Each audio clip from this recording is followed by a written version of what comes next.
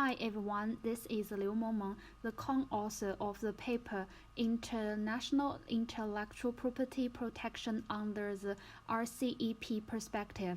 The article was finished by Cao Zhaoxun, Li Qingting, Li Chunting, and Liu Mengmeng. Now I'd like to introduce our research paper. This paper is divided into 4 parts. The first part is introduction, and the second part is analysis of the RCEP, TRIPS, and TPP frameworks. The third part is cross-sectional analysis of RCEP, TRIPS, and TPP IPR provisions, and the last part is cross-sectional analysis of RCEP and China's IPR provisions. The RCEP consists of a preamble, 20 chapters, and 4 analyses. In addition to initial provisions and the general definitions, the RCEP chapters not only provide for trade in goods, sanitary and phytosanitary, trade in services, electronic commerce, small and medium-sized enterprises, economic and technical cooperation, and the government procurement, but also covers provisions on trade facilitation, intellectual property rights, competition, dispute settlement, and other rules. In addition, the RCEP includes 4 analyses, namely the tariff schedule of commitments and the schedule of specific commitments on services, the schedule of commitments on reservations and incompatible measures on services and investment, and the schedule of specific commitments on the temporary movement of natural persons. In the case of the RCEP on intellectual property rights, it contains 14 subsections with 83 rules and 2 analyses on transitional arrangement and technical assistance. In terms of content, the RCEP covers a wide range of areas. This chapter is the longest and most comprehensive provision applicable to any FTA signed by China to date.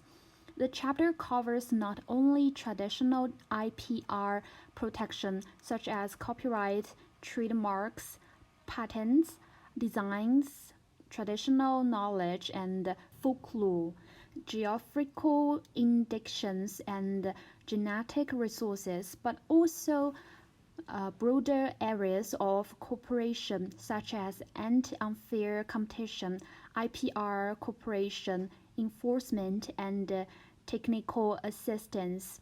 This shows that while RCEP is actively exploring traditional IP protection topics, it is also constantly exploring new trends in IP protection.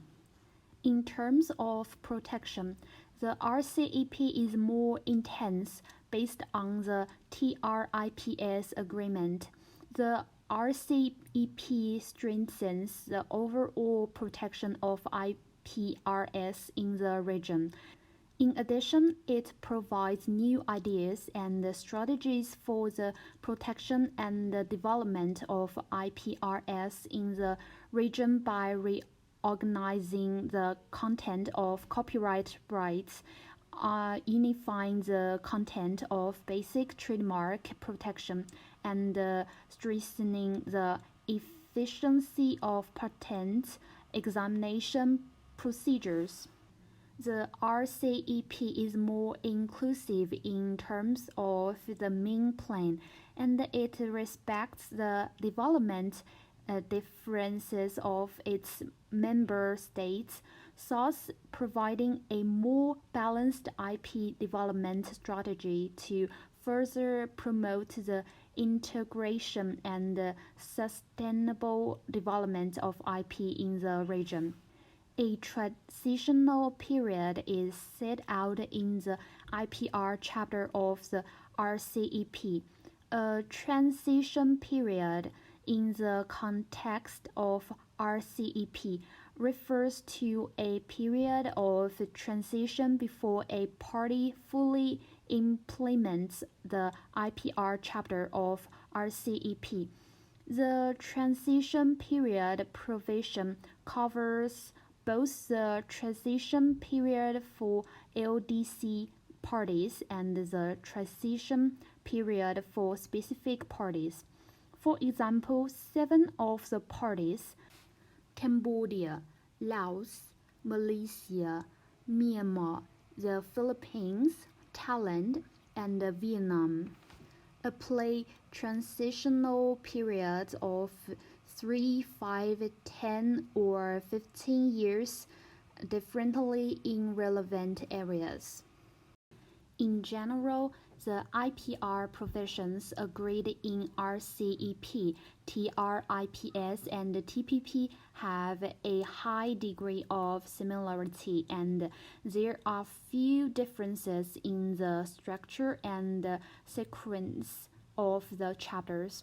While the general framework of RCEP, TRIPS, and TPP has a high degree of similarity, there are still differences in the details of the three.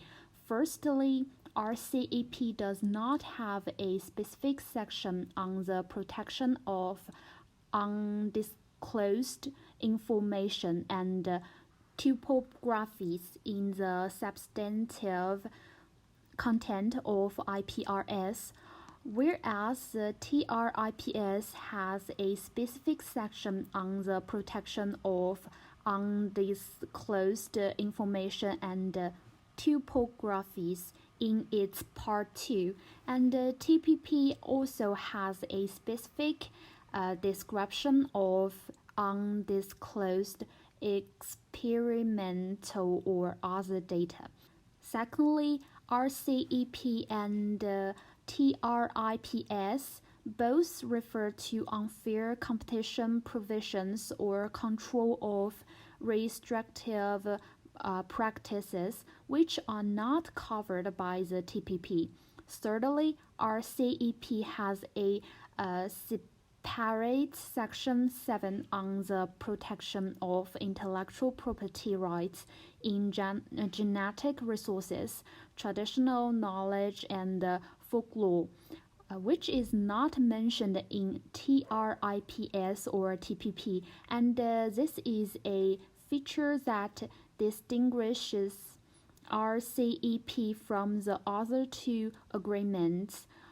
Fourthly, in terms of enforcement, the TPP has a separate region for TRIPS, which is more detailed and extensive than the RCEP and TRIPS in terms of Internet IP protection.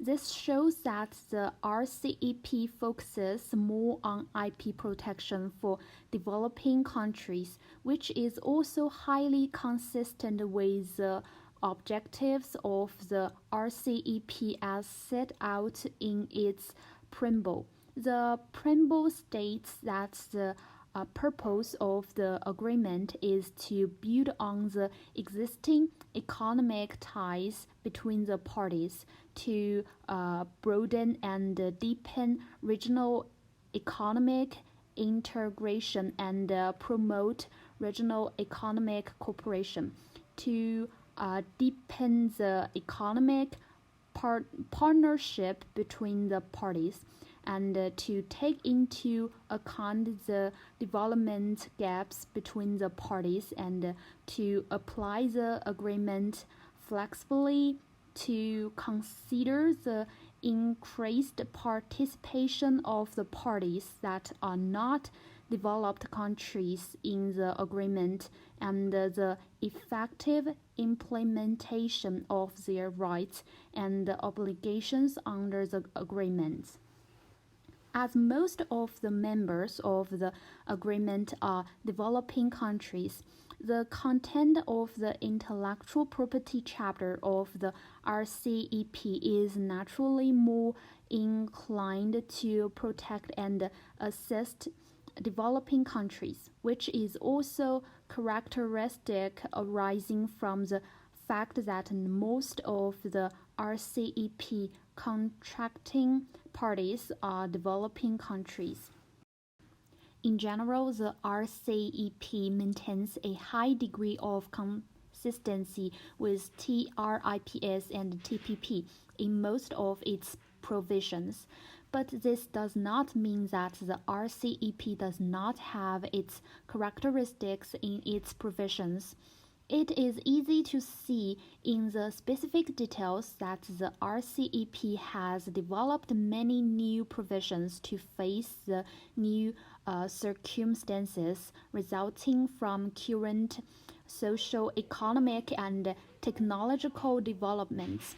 For example, it addresses the issue of bad faith trademarks, the protection of satellite signals, the grace period for patents, and the protection of genetic resources, traditional knowledge, and folklore to regulate. In terms of enforcement and procedure, the issue of domain names in the anti-unfair competition regime and the enforcement of digital property rights in intellectual property.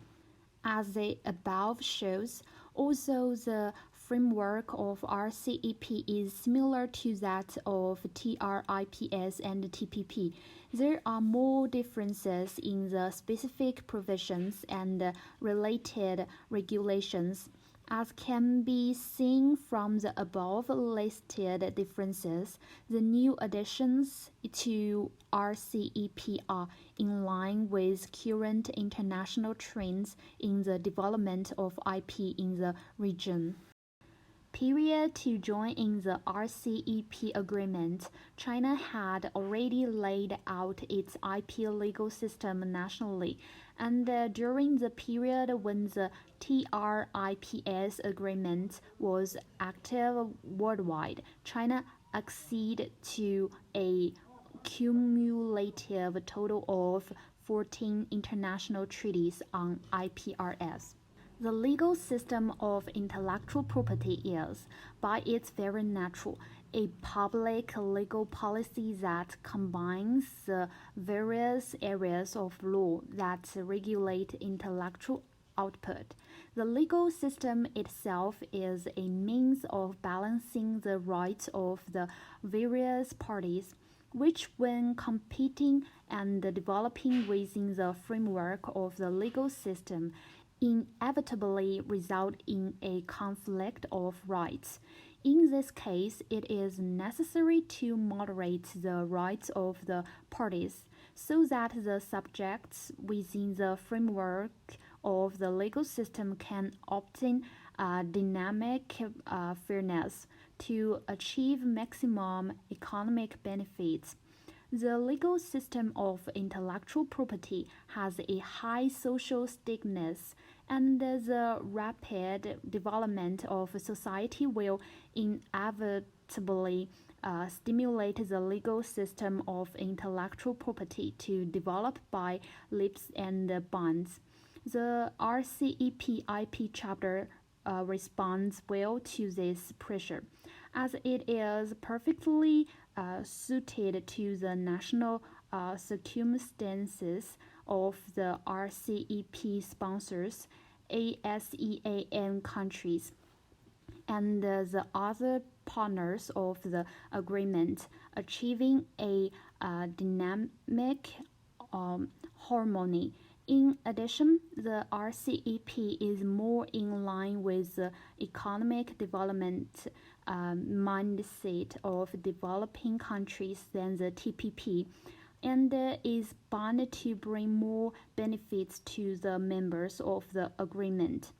Finally, the RCEP is more forward-looking in its intellectual property provisions, which makes it an important regional international agreement with a well-defined category, rich content, and complete planning, and its influence is immeasurable.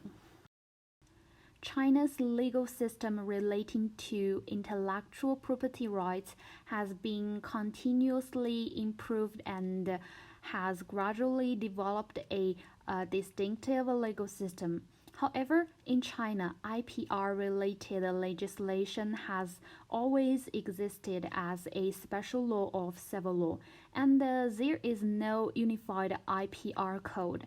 Therefore, there is a lack of unified statutory law to guide civil judgment and criminal judgment when applying RCEP related content. China's accession to RCEP will not only further strengthen its various trade exchanges with ASEAN and promote further economic development in the East and Southeast Asian region. But in terms of its national significance, the RCEP's IPR agreement is rich in content and is the most comprehensive IPR agreement that China has signed to date. It will also further stimulate China to make changes in its legal system by putting the legislation of the Intellectual Property Code on the agenda as soon as possible, and using the Civil Code as an opportunity to organically integrate the laws related to intellectual property rights, thus promoting the joint and harmonious development of China's intellectual property legal system and the civil law system. Thank you for watching.